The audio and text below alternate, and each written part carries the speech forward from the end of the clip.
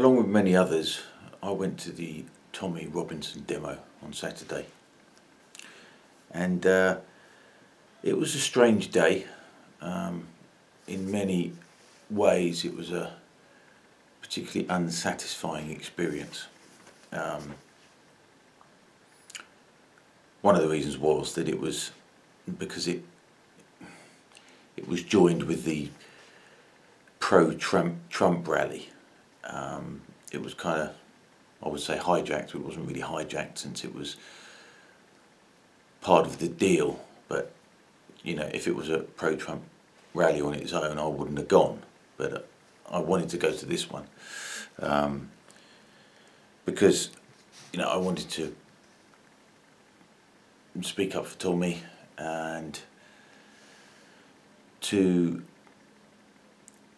reiterate my own issue, which was basically just freedom of speech. That's the main thing here. But for me, that is the main issue. Freeing Tommy is a secondary issue, as far as I'm concerned. It's an injustice, and I'll support him and the calls to get him released. But that's a secondary thing, because as all of these things, they are all about, or should be all about, the issues and not about the personalities. Which is part of the reason was I wouldn't have gone on a pro-Trump rally, but nevertheless I was there, and yeah, I found myself sharing space with people with whom I didn't agree, specifically about Donald Trump. But nevertheless I went, and everybody's got their right to say that what they want. Everyone's got their right to speak their mind. One particular way in which it was unsatisfying was that there was an incident that took place just, 10, 20 feet behind me. There was a guy, he was a big guy, a fat guy, it must be said, who had a long beard and dreads in his beard and stuff. He was a white fella, but he was a big guy, and he turned up with a Soviet flag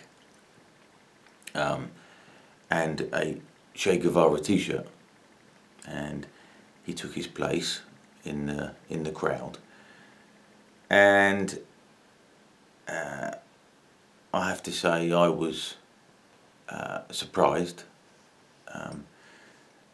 but others were more than surprised, and he was actually attacked, and people tried to rip his flag from him, and it got quite nasty for a few minutes, and he was but while he was being attacked, he was insistent that he was there for Tommy and for free speech,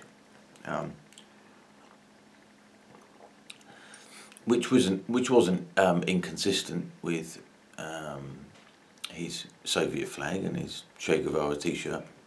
But as I say, it did get a bit hairy, and he was, some people came to his aid, but he was persuaded to change his t-shirt. He had I think it was a red Che Guevara t-shirt, and then he changed into a green t-shirt. But it got quite nasty, and it was a bit dispiriting, really, because he was just expressing an opinion. It may not have been the most sensible thing for him to turn up waving a Soviet flag, but as far as I'm concerned, freedom of speech is just that, and freedom of expression. You can say what you like, even if it might not be the most sensible thing to support the left in a crowd of pro-Tommy, pro-Trump people. But nevertheless, I think he should still be allowed to express whatever he wants to express. I mean, maybe he was very brave, maybe he was very stupid, but things did calm down a bit, and he began to explain that he was there for free speech and he was there for Free Tommy, and he did in fact have a Union Jack on his hat. So it wasn't quite as obvious as all that, but this kind of follows on from the left-right video I did previously, is that as far as I'm concerned, it's not a question of left or right. You know, it's a question of freedom of speech, and it's a battle between people who think you should be able to say what you want and those who don't think you should be able to say what you want, that you should only be able to say what they approve of. You know, so that was disappointing. You know, he did leave the crowd in the end. There was some marshals there who sort of shepherded him off, and then I did see another YouTube article and saw him being that's the very same guy being led away by two policemen. If I can find it, I'll stick it in. So that was the first thing that was disappointing about it. The second thing that was very disappointing was almost no black people there, almost none at all, and I can understand why they wouldn't want to go there. There were three guys who were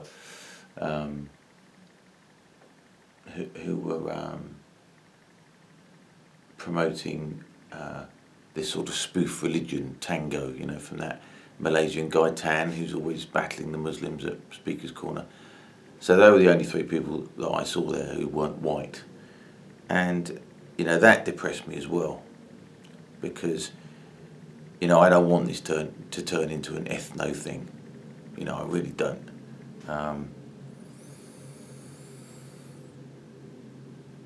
So that really was depressing, I'm afraid, and I can't say that it wasn't.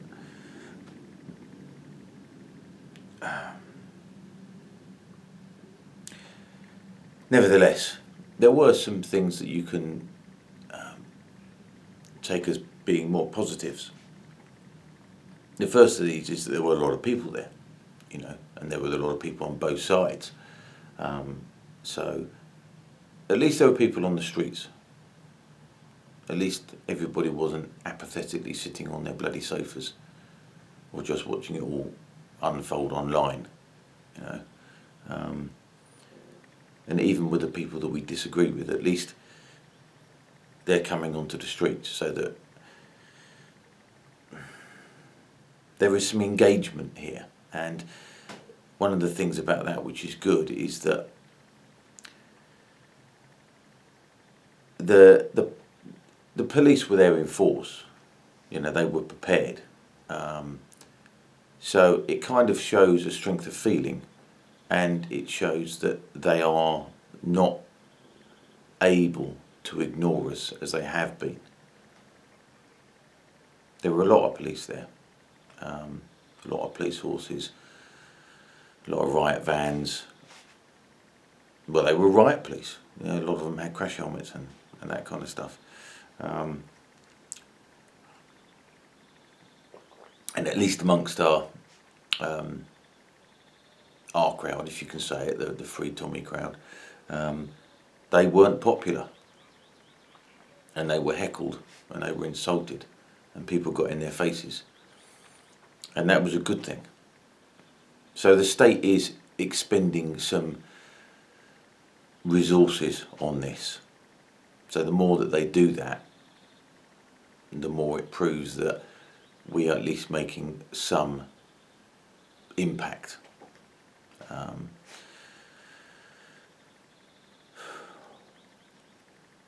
So that is a good thing. You know, that really is a good thing. And this is why we've got to keep having more demonstrations, you know, whether Tommy gets released or not, you know, even if he does get released on Wednesday, tomorrow. You know, I'm hoping that the demonstrations aren't just going to die out, because the issues are still there. You know, he may be released, and you know, an injustice may have been corrected, but the issues won't be going away.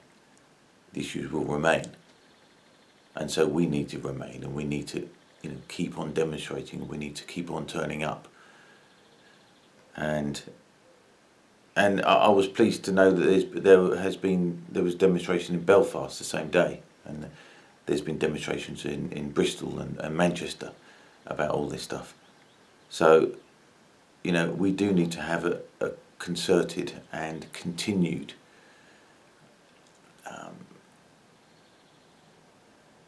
resistance to what's going on. So that is a good thing. You know, we need to keep up the pressure, because they are unable to ignore us. They weren't able to ignore us on Saturday, and there were a lot of people there, and there were a lot of police there, so that's a good thing. Now, towards the end of the set, if you like, there were some people who came up on stage talking about a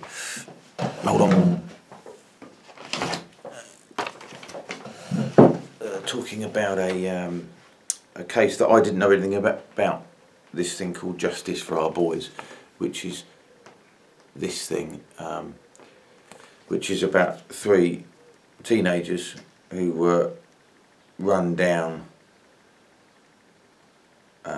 in January and killed, and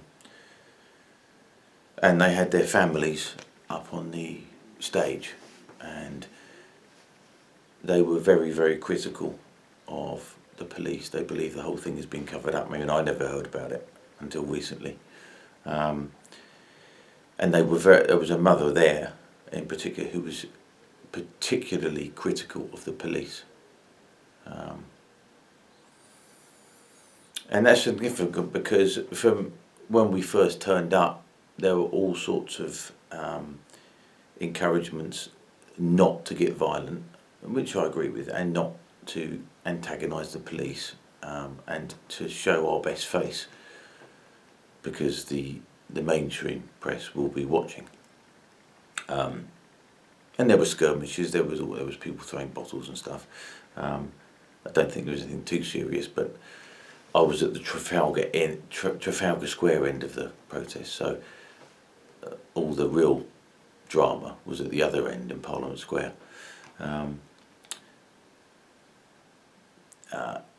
But there was one of the guys on stage, a guy who I believe is a relative of Tommy Robinson's, was saying that we should all give the police a round of applause for being there. And the crowd weren't having it. They weren't doing it. And he tried 3 or 4 times to get us to give the police a round of applause, and they didn't do it. I mean, I certainly did it and didn't do it, and I didn't see anybody else who did. And he tried 3 or 4 times, and they weren't having it. So that kind of shows me that the people are not sheep, for a start, and also that the police really have damaged their reputation. People now realise that they're not there to protect us, that they're there to control us. And in an upside down, twisted sort of way, the fact that people now realise that is a good thing. So, although there were some disappointing things going on, that really cheered me up in a perverse kind of way. Not because I don't want to be able to trust and respect the police. I do want to be able to trust and respect them, but I don't. I don't trust them, and they don't deserve my respect. And until they do, I won't be giving them a round of applause. So anyway, that's my thoughts on the day. And I'll see you next time.